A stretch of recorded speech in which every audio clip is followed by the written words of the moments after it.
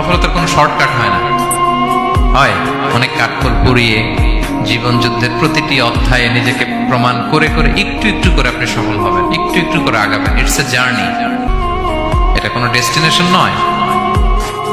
এবং সফল হওয়ার পথ পরিক্রমায় কোনো লিফট নেই, সিঁড়ি বেয়ে উপরে উঠতে হয়। কি বেয়ে? কিন্তু আমরা সফল হতে চাই কিভাবে?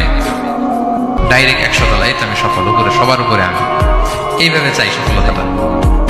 সবার উপরে উঠে যাব, গোল্ড মেডেল গলায় পরাই দিবে, আমরা সাকসেসফুল না।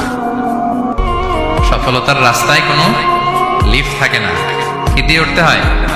সিঁড়ি বেয়ে ঘাম জড়িয়ে উঠতে হয়। দেখেন, শুধু আলোর মুখ দেখার জন্য মায়ের পেটে আমাদের কত সময় লাগছে বলেন তো?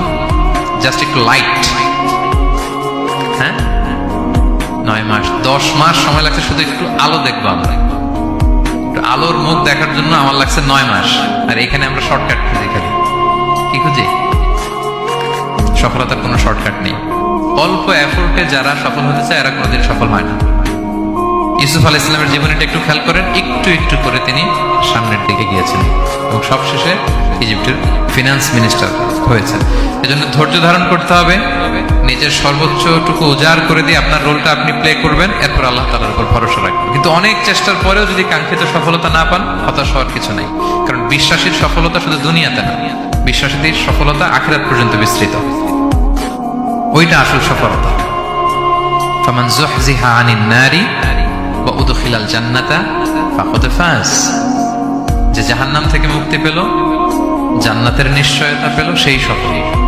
আমরা যেন সেই সফলতার জন্য অপেক্ষা করি, আমরা যেন দুনিয়া আখিরাত উভয় জাহানে সফল হতে পারি। আল্লাহ তাআলা আমাদের সবাইকে কথাগুলো বোঝার ও আমল করার তৌফিক দান করুন। হাযা মা ইনদি ওয়াল ইলমু ইনদাল্লাহ আলাইহি তাওয়াক্কালতু ওয়া ইলাইহি উনীব। ওয়াসসালামু আলাইকুম ওয়া রাহমাতুল্লাহি তাআলা ওয়া বারাকাতুহু।